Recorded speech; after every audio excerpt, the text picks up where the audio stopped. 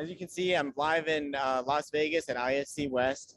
This has been incredible because it's really like the first time that we're back in action, like in public, and the show is huge. It feels like the pandemic is over. Everybody's like ready to be out and about again. So I'll just kind of give you like a quick look around before we get started.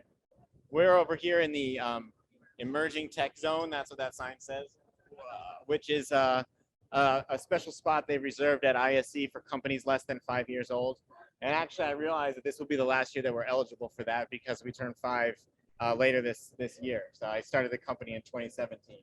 But take a look around ISC West.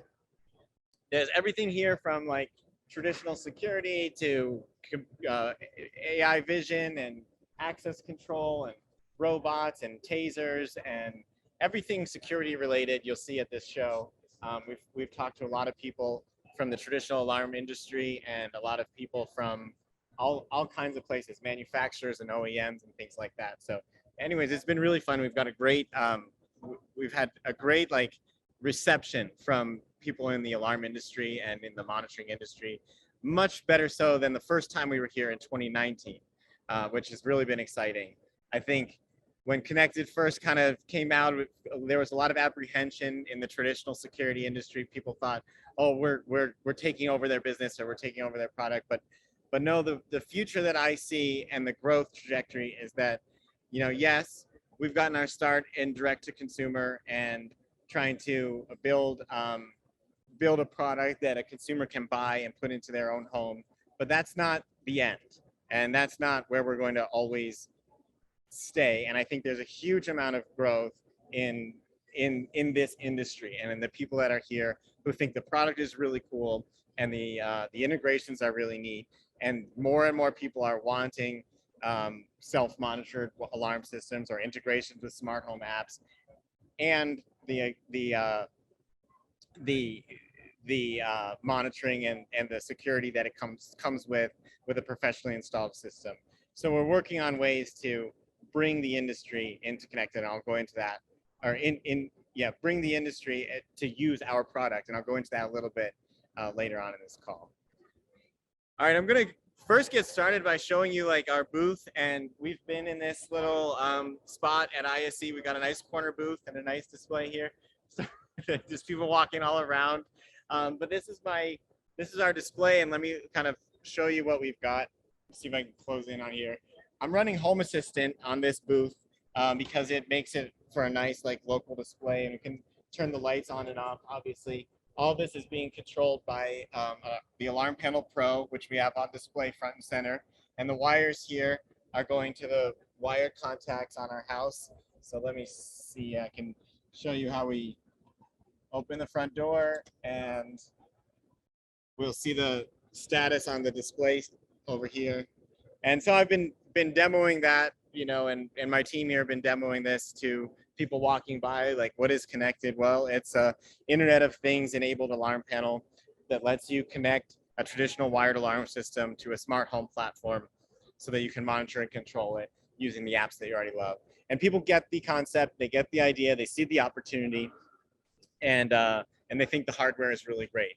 We've been, you know, the Alarm Panel Pro obviously has been our best seller since it's launched, and that gets a lot of attention because of its PoE Ethernet and PoE capability. And so this is what we have showing here front and center. And then we also, you know, being a security conference, there are a lot of people from the security industry here. So we also display how the Konnected alarm panel can connect in parallel to a traditional alarm system. In this case, I've got a DSC board and our interface module here. And that's a good conversation starter and visual for us to show how the system works in conjunction with traditional alarm systems. And then for the Honeywell people, I've got my Honeywell Demco board display here in the can with the Konnected alarm panel and interface module. And this is a nice handheld display that we use to show people what's going on. So I'm going to get into some of your questions in a minute, but I just wanted to talk about briefly like where the reason why I come to shows like this and what I'm trying to get out of it. And for me, it's one, like obviously to get the brand out there. So to this year, 2022, we've gotten more and more people coming by the booth that say, "Oh, I've heard about you," or "I recognize you," or "Oh, it's good to finally meet you, Nate," and "Oh, I have this in my house." So we really appreciate that, like that the brand is out there and we're recognized in the industry, and individuals who work in the security industry have purchased Konnected and put it in their house, and so that's just, it boosts my confidence in that, we're really on to something, because people come by and the feedback has been overwhelmingly positive, which is a little bit different than oh, you guys can come on through. There's people trying to, I'm blocking the halls over here. So the other reason I come here, it's expensive to come to these shows. Las Vegas is expensive. It's expensive to put up a booth here, but it's important because it helps. I've talked to so many people throughout the past couple of days. My voice is shot. I've been talking nonstop, shaking hands, and etc., and learning a lot from people in the industry and what other companies are doing and where we need to go to make our product something that the companies and the vendors and the installers that are at this show are going to want to have it in their trucks and in their shopping cart, and something that they put into their customers' homes. So coming out of these shows, I get a lot of inspiration. I get a lot of ideas. I get a lot of solidification of focus about what we have to do to move forward. And really, at the end of the day, what that means to me, like coming out of this show, is like, in order for us to grow our market, we need to again move beyond the DIY space and become a product that everybody who's coming by, they love the hardware, they love the look of it, they love the price point, but it needs to make sense for their business models. And so we're working on ways for that. For example, alarm dealers can make recurring revenue off of integrations with their central station or their monitoring. We're hoping to advance our relationship with Noonlight to build more capabilities in the third-party monitoring space, but we're never going to abandon the idea of Konnected being an open platform that works, that you can install yourself and you can monitor and control your home the way you want it without any monthly fees. But I do want to be able to add on services on top of that, of course, so that we can grow the company, grow revenues, grow partnerships with other installers and dealers who need that recurring revenue stream in order to make their business work and make it a viable product for them. So sorry for being vague a little bit, but those are the kind of the direction that I'm thinking. And coming out of this show, I've got some clarity, which I'm not quite ready to share like in great detail yet, but we'll get there. So I'm seeing a lot of questions in the chat, and I'm going to get to those. So if you do have questions, please continue to put those in the chat. And I'm going to now, I did get a couple of questions that were submitted ahead of time, which I'm going to address first. And we do have a hard stop at 12:40. So I'm going to try to just talk until Zoom cuts us off, I guess. And if there are any more questions, then we'll keep going. I do want to try to keep the questions focused on the business, the growth, and the investment opportunity, rather than the technical stuff, because that's what we're here for, is to demonstrate how Konnected is going to hopefully grow and continue to become a bigger and bigger brand and bigger product offering in the space. So I want to first go over to some of the questions that people had submitted ahead of time. And somebody asked, I'm just going to read this question here. From an investment perspective, I'm not sure of the market size, considering only the number of houses with wired alarms installed, but also homeowners with the time, knowledge, and willingness to install and maintain Konnected products would support enough growth. Well, I feel like I kind of answered part of that, in that I don't want the ceiling of Konnected to be a DIY product. It's true, that's where we have been today, but that's not necessarily the only market that we're in the future. The security industry is obviously enormous worldwide. Everywhere, everybody needs some kind of physical security. And in order for us to make that leap in growth, again, like I said, we have to have a viable product that the dealers and installers and systems integrators are going to want to install.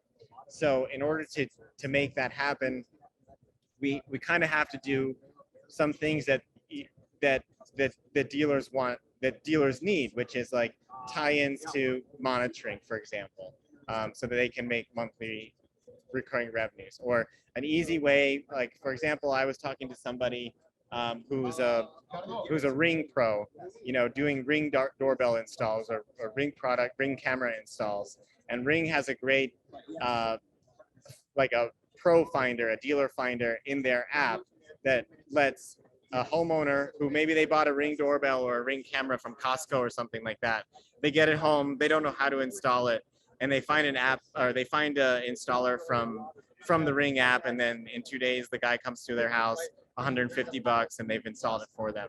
I want to get there, and I want to do similar things like that, because if we can make an easy channel for installers, dealers, and integrators to capture leads and get business from us, from our consumer brand and the power of our marketing, I think there's a huge opportunity for growth there.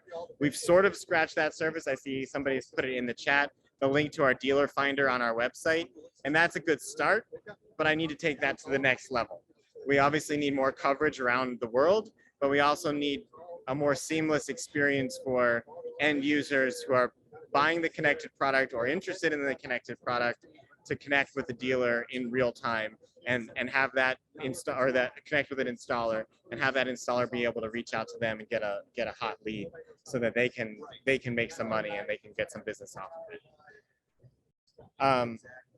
In terms of the total market, in terms of how many alarm systems are out there, we estimate 20 to 30 million homes are pre-wired for alarm systems, but that's not the ceiling, right? New homes are being built all the time. Low voltage wiring is still going into homes and condominiums. So 20 to 30 million is a lot, and and that's only in North America. There's a whole world of opportunity here, and then also moving beyond the alarm system. For example, the garage door, which is something that we're approaching next. So if you guys have any follow-up questions, please put them in the chat. I'm going to move on to another question right now. Let me see. Another question I sort of picked out was, are there any plans for a European warehouse? It would be nice to avoid separate customs, taxes, and faster shipping. Yes, so this is something we've been working on for a while and put on hold. I had to put it on hold during the pandemic because of supply chain issues. But in order to appropriately address the European market, we need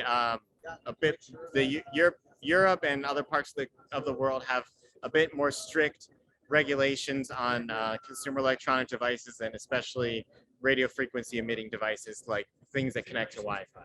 So long story short is we're working on that certification process.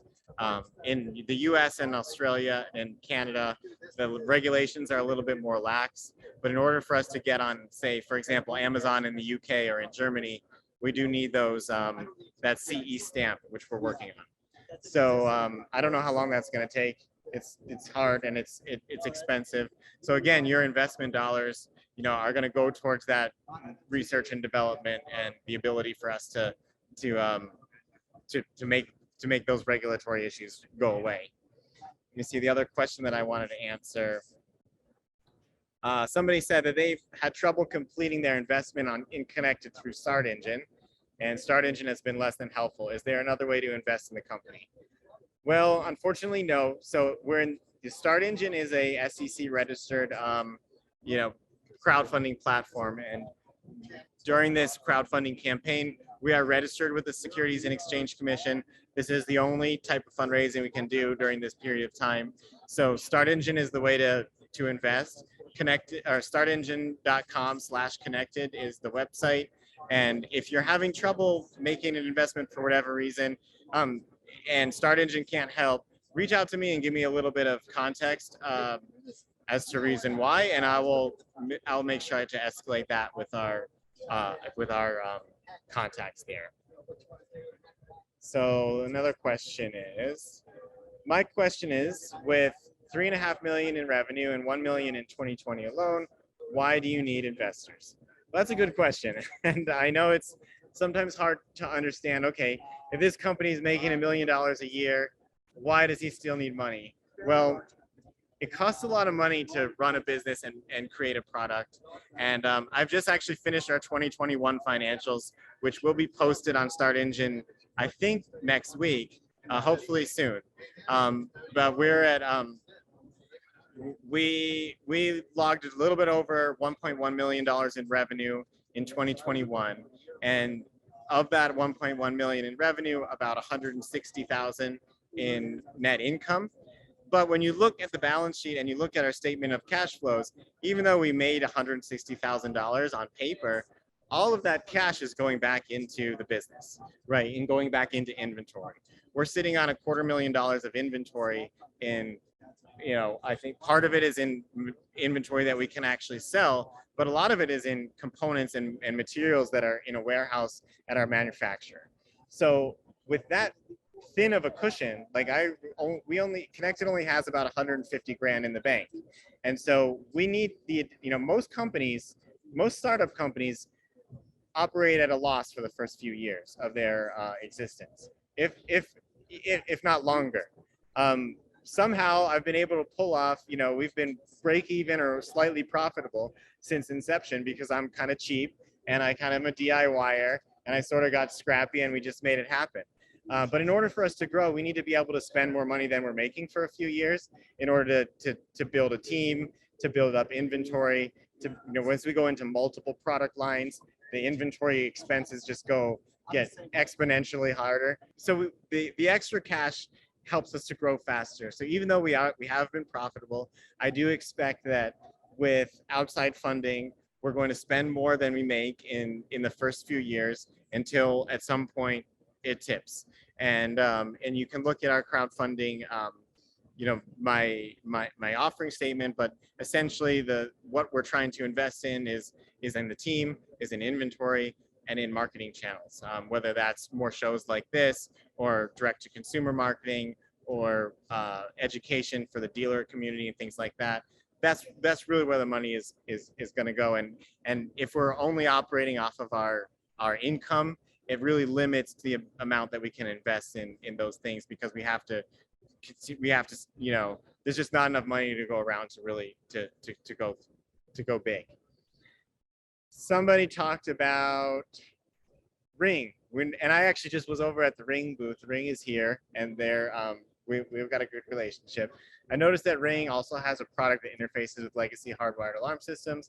Since you have a patent, we don't have a patent for that, so that is not true. We don't have any patent.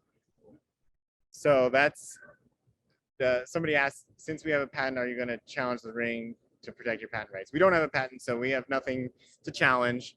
And no, I don't think I would do that anyways. If I did have a patent, it would be great. But like, we weren't able to patent this thing. Ring isn't able to patent theirs either. I don't think. So Ring never patented their original video doorbell. And of course, there are plenty of copycat video doorbells now. I think Ring was the original. So I'm not too worried about patents and copyability. We differentiate by building the integrations with the open platforms like SmartThings, like Home Assistant, like Habitat, which a lot of the big companies don't want to touch. And I'm actually very curious about what we can do in conjunction with Ring and in the Amazon ecosystem. So yes, Ring is a competitor and perhaps a threat, but it adds legitimacy to the idea of retrofitting wired alarm systems to a smart home platform. And Ring is here at ISC. They're just over there. I was talking to them before, and they're trying to sell to dealers too, and getting some of the same like resistance as we are, because but they're working on ways to resolve that just as we are. So I feel like it adds legitimacy to the whole idea, and that's just a good thing to grow the market. And they've got the power to basically help teach the dealers that, like, you know what, this is not like 1995. It's not the same business as it was a couple of decades ago, where you can install some equipment and then make $500 a year off of it for the rest of, the next 3 years. Like that's maybe just not how the consumer in the 2020s is going to think about the services and subscriptions that they have, because that traditional alarm model, as we know, because this is basically our market, doesn't work so well for everybody anymore. So that's all I'll say about Ring. Somebody asked, is there somebody I can pay to install this for me? You basically just validated what I'm saying. It's like, yes, we're working on that. We do have again, a small network of dealers and installers, and that, I feel like if we double down on building that out and making the product worthwhile for the many talented people who are at shows like this and all around the world to install, then that's going to massively increase our addressable market. Somebody asked, do I have a product roadmap I can share? A lot of it is in my head right now, and it needs to get down into a roadmap. So I do believe that is a valuable exercise to do. I don't know if that's going to happen right now or next week or next month. But what I do plan to do is, those of you who do invest and become owners of Konnected, I want to keep you involved, and I want to, a lot of you who I've spoken to already and who I've corresponded with come from different industries and are business owners yourselves, have grown companies yourselves. So I want to bring everybody involved, and from the beginning, Konnected was a community project. I've reached out to you to invest in the company to support our growth, and I will continue to keep you in the loop in the community. So go to startengine.com/connected, be part of my ownership team, and in the coming months, we'll be able to kind of sit back and finally sit down and distill some of this strategy into a deck that I can probably share. It may not be something that I want to share publicly right now. During this StartEngine campaign, I have to disclose everything publicly, but once we have our core group of owners and investors, I think those are some of the things that we can discuss as a large group, as a team, and then some of that will trickle down into product announcements pretty soon. So somebody asked, our software is very DIY. How would we make it more seamless for end customers with SmartThings and the action tiles GUI? Yeah, I mean, software is easy to iterate on, right? My background is in software. I worked in Silicon Valley for more than 10 years, building web applications and mobile applications and things like that. Software can iterate quickly, and we can improve rapidly, and there are plenty of platforms and devices that we can integrate with to make the software experience even better. I've been limited on time and bandwidth, and again, that's one of the reasons for the fundraise. I do want to hire a few engineers who can help us take our software and integrations to the next level. And then at shows like these, I was just talking to somebody this morning who's an OEM of a Android-based wall-mounted tablet that's nice. It's flush mount. It can be powered by 12-volt DC. So who knows? One of these, we can work with partners to build and polish the software, and make better integrations all around. I think that's the easy part, to be honest with you. The hard part we've kind of already done. We have this really fantastic hardware that works quite well. We're still tweaking it, iterating it, making it a little bit more easy to manufacture. We had some supply chain issues this year, as does every other electronics manufacturer. So we're working through those. But we've got a product that's going to have longevity and have legs for the next couple of years, with some tweaks and iterations on the hardware. That's the hard part. I feel like the software is the easy part. And again, the more bandwidth that I have with cash in the bank account, the more velocity we have on the software development side. Somebody just asked, do you see a market growth by creating your own custom LCD panel for home automation? I believe that could lead to some growth.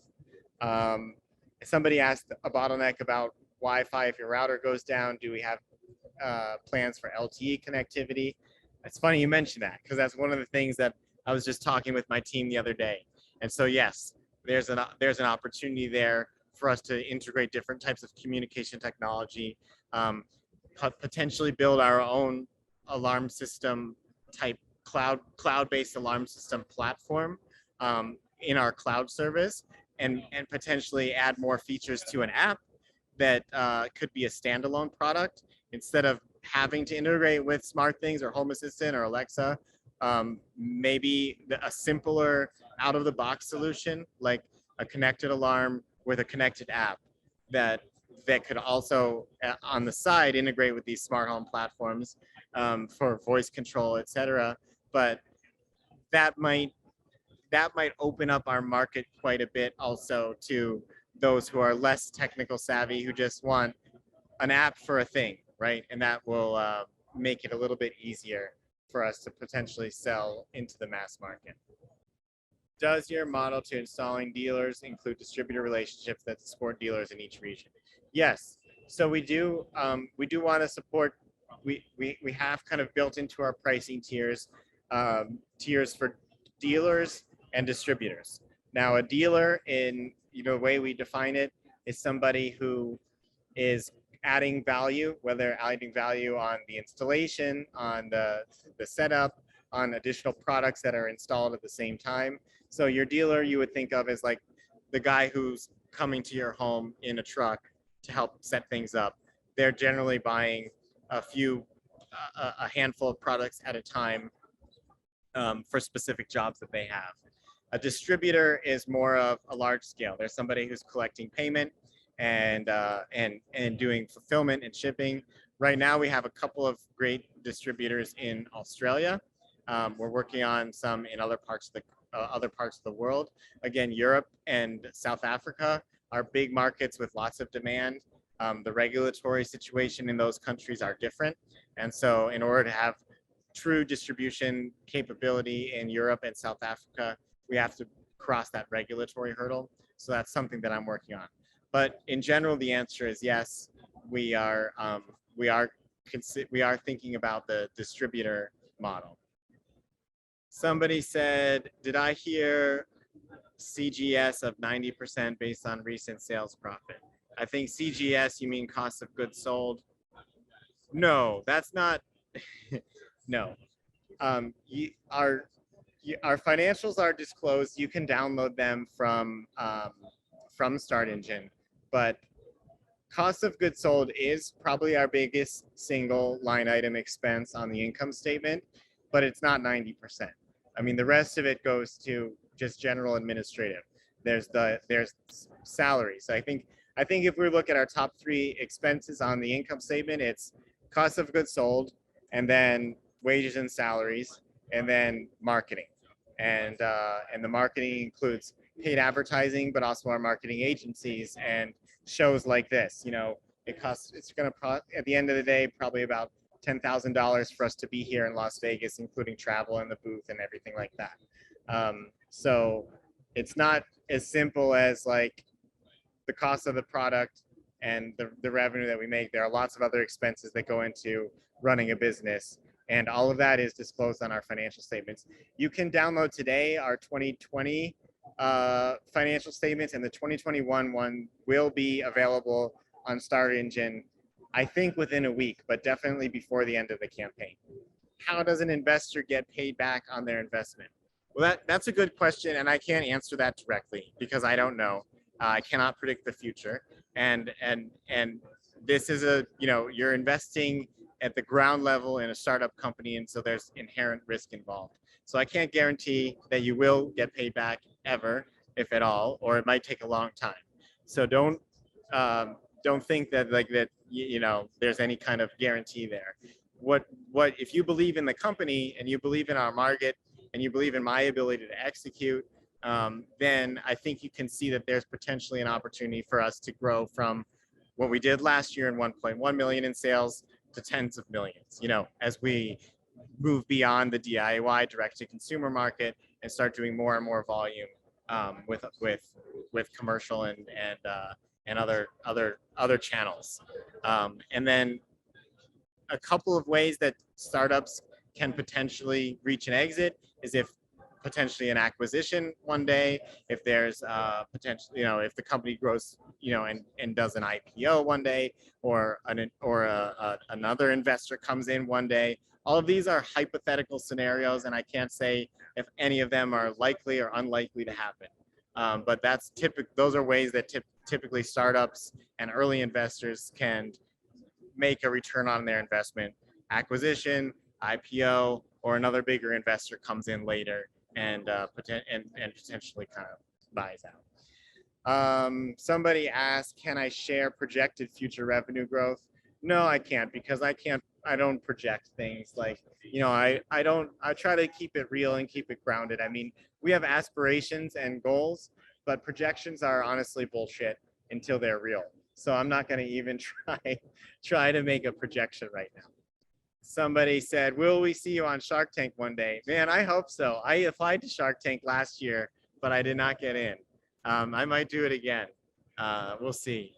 It would be fun.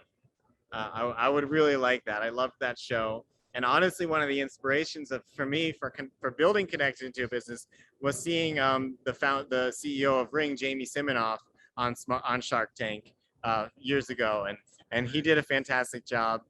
Jamie, if you're watching this, send me an email. I want to chat again. I did meet him a couple years ago once. And he's one guy that I do look up to.